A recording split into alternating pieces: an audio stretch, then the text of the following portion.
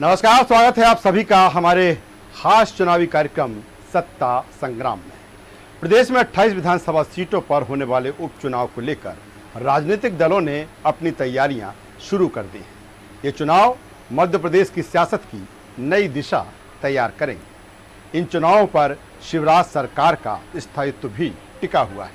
ये चुनाव बागी विधायकों का भविष्य भी तय करेगा। हमारे इस खास कार्यक्रम के जरिए हम 28 सीटों पर हो रहे चुनावी गणित को टटोलने की कोशिश करेंगे और जानेंगे इस चुनाव के मुद्दे और राजनीतिक दलों के क्या हैं दावे।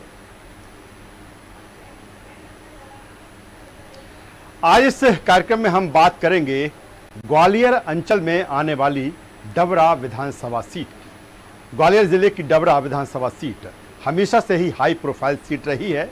डबरा विधानसभा सीट आरक्षित होने से पहले के लगातार 3 चुनाव बीजेपी के कद्दावर नेता और प्रदेश के गृह मंत्री डॉक्टर नरोत्तम मिश्रा ने जीते। इसीलिए इसे बीजेपी का गढ़ कहा जाता था। मध्य प्रदेश में जिन 28 सीटों पर उपचुनाव होने जा रहे हैं उसमें ग्वालियर जिले की डबरा सीट भी शामिल है। इस सीट पर इमरती देवी सुमन कांग्रेस के टिकट पर पिछले 3 चुनाव से जीतती चली आ रही हैं, लेकिन अब इस सीट का गणित बदला है। कभी कांग्रेस के टिकट पर चुनाव लड़ी इमरती देवी सुमन अब बीजेपी से ताल ठोक रही हैं। सत्ता संग्राम में आगे बढ़ने से पहले समझेंगे डबरा विधानसभा के सियासी गणित को।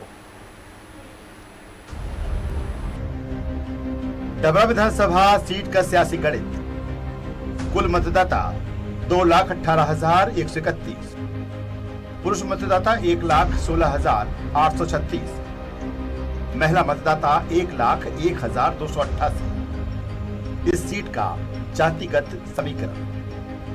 जाटव मतदाता 34,000 के लगभग, कुशवाहा वोटरों की संख्या 16,000 के करीब, ब्राह्मण मतदाता 20,000, रावत जाति के 9,000 मतदाता, कोरी समाज के 12,700, साहू समाज के वोटर 17,000, वैश्य समाज के 12,000 वोटर, बघेल समाज मतदाता 18,000, सिंधी समाज से 6,000 और मुस्लिम वर्ग का 9,000 मतदाता इस सीट पर है। क्यों खास है सीट, अब हम आपको बताते हैं। इमरती देवी ने लगातार 3 चुनाव जीतकर इस सीट पर हैट्रिक लगाई है। इमरती देवी कांग्रेस की कमलनाथ सरकार में महिला बाल विकास मंत्री थी। इमरती देवी सुमन ज्योतिरादित्य सिंधिया की कट्टर समर्थक है। ये किसी से छुपा नहीं है। यही कारण है कि ज्योतिरादित्य सिंधिया का कांग्रेस से मोह भंग होते ही इमरती देवी भी कांग्रेस को बाय बाय कह गई। हाथ का साथ छोड़ भाजपा का दामन थाम लिया और शिवराज मंत्रिमंडल में एक बार फिर महिला बाल विकास मंत्री इमरती देवी ने अपनी चुनावी जमावट तेज कर दी है। वहीं उपचुनाव में कांग्रेस ने भी डबरा विधानसभा सीट से अपना प्रत्याशी सुरेश राजे को बनाया है। कांग्रेस को इस सीट पर नए सिरे से जमावट करना पड़ी और सुरेश राजे को अपना उम्मीदवार बनाया है। 2018 विधानसभा चुनाव से पहले बीजेपी छोड़ कांग्रेस में शामिल हुए थे सुरेश राजे।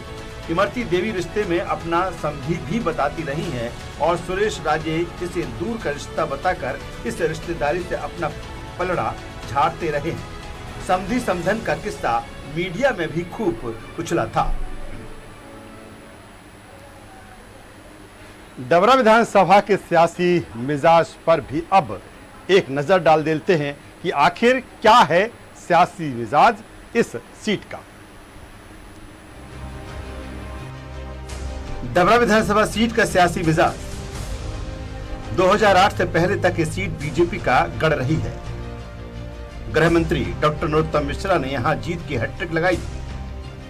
मंत्री मिश्रा ने 1990, 1998 और 2003 का चुनाव जीता था। 2003 के बाद सीट आरक्षित हुई। इसके बाद ये सीट कांग्रेस का गढ़ बन गई। इमरती देवी ने लगाई जीत की हैट्रिक। 2008, 2013 और 2018 का विधानसभा उन्होंने चुनाव जीता। इमरती देवी की लोकप्रियता लगातार बढ़ती चली गई।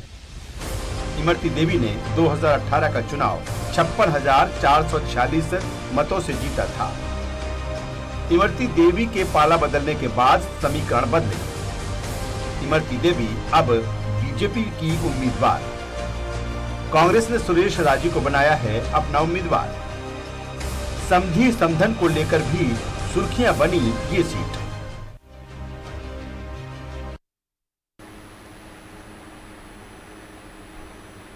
ग्वालियर मुख्यालय से लगी डबरा विधानसभा को आज भी विकास की दरकार है।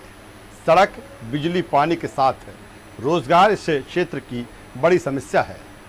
डबरा शुगर मिल यहाँ लोगों के रोजगार का बड़ा साधन थी, लेकिन वो भी बंद पड़ी है। इस चुनाव को लेकर यहाँ की जनता क्या सोचती है और किन मुद्दों को लेकर वो वोट करेगी, या फिर जिस तरह पहले नेताजी पर भरोसा किया वो कितने उम्मीद पर खरा उतरे, सुनाते हैं डबरा विधानसभा की कहानी जनता की जुबान।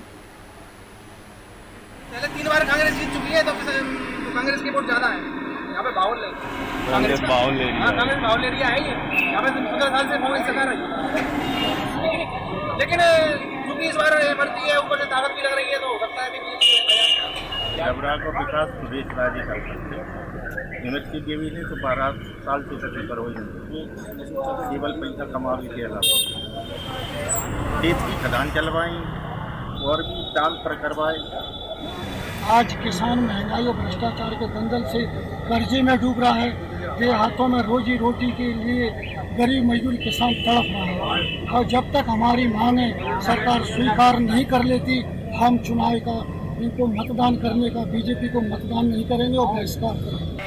जिन्होंने जनमत को धोखा दिया है, इमरती देवी जी की कोई व्यक्तिगत वोट नहीं है इस विधानसभा में, तो वो बहुत ये उनको जनता ने प्यार दिया, उस जनमत को इन्होंने बेचा है, गिरवी रखा है। वो जनता इनको सबक सिखाएगी और आने वाले दिनों में आप भी देखेंगे जनमत की आवाज़ कितनी बुलंद होती है उनके तो क्या कर रहे हैं? शिवराज सिंह चौहान आ रहे हैं, बोले डबरा में अगर आपको विकास करना चाहते हो तो इनको जिताओ। ऐसे वोट नहीं देंगे, ऐसे वोट देंगे किसी के दबाव में और दबाव पर वोट नहीं देंगे। जनता का जो स्वीकार है वो जनता के हिसाब से चलेंगे, और शिवराज सिंह जो मसले जनता को ऊपर चढ़ाना नीचे कराना जानते। वर्तमान का परिदृश्य अगर देखें तो अभी यहाँ शिवराज जी के कार्यकाल से पूरी पब्लिक प्रसन्न है, और शिवराज जी का अगर कार्यकाल देखा जाए, माननीय मोदी जी का कार्यकाल देखा जाए, तो यहाँ भारतीय जनता पार्टी की सीट आना है चाहिए। फिर उसके बाद जो रिजल्ट आएगा वो सबके सामने होगा। अब विकास तो सर जी ऐसा है, चाहे किसी की सरकार हो, डबरा शहर में कोई विकास नहीं होगा। चुनाव आया तो सबको विकास दिखता है। बिल्कुल भारतीय जनता पार्टी सरकार बनने जा रही है मध्य प्रदेश में, इसमें कतई कोई संदेह नहीं है। कांग्रेस मुद्दा विहीन पार्टी है, इनके पास कोई मुद्दा नहीं है। कांग्रेस का काम लोगों में भ्रम फैलाना है। इन सब के बीच क्या दावे हैं बीजेपी कांग्रेस के, ये भी सुन लीजिए।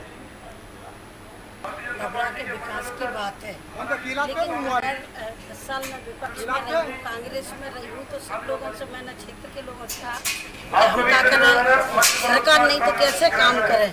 लेकिन तो कमलनाथ जी की सरकार बनी, और कमलनाथ जी ने डबरा के लिए 1 रुपये का भी काम नहीं दिया, मुझे घर बैठा दिए, जबकि मैं अपनी जनता के क्षेत्र में बीच में भी नहीं जा पाई थी शर्म के मारे। क्या सरकार है, तुम क्या कर रही है ये तो बता दो। तो जब 1 रुपये का काम नहीं किया तो फिर अब ऐसी सरकार में रह के करते का। और जो हमारे नेता ने निर्णय लिया, जो चंबल संभाग का नेता है, आज हम हाथ पकड़ के काम भी करा लेंगे। श्रीमान ज्योतिराज सिंधिया है, कमलनाथ जी और दिग्विजय सिंह, इनसे हम हाथ पकड़ के काम तो करा नहीं पाते। और अगर हमारा तो विकास, अगर हम भी रह जाते तो ना तो हम जनता का विकास कर पाते, ना जनता के बीच में जा पाते। जब हमने कही थी सरकार बनेगी तो मैं अपना पूरा भरपूर विकास डबरा का करूंगी, लेकिन सरकार इतनी निकम्मी कि हमें 1 रुपये भी नहीं दिया। अगर कोई भी कांग्रेसी आए या बड़ा आए छोटा आए, कोई ये पूछ लो कि तुमने कहा 1.5 साल में डबरा में 2 रुपये का काम भी दिया, तो अगर वो तुम्हें जवाब दे दे तब मानना। देखिए साहब, कोई कद्दावर मंत्री नहीं होता, कोई कद्दावर नेता नहीं होता। जनता जिसे कद्दावर बनाती है वो कद्दावर होता है।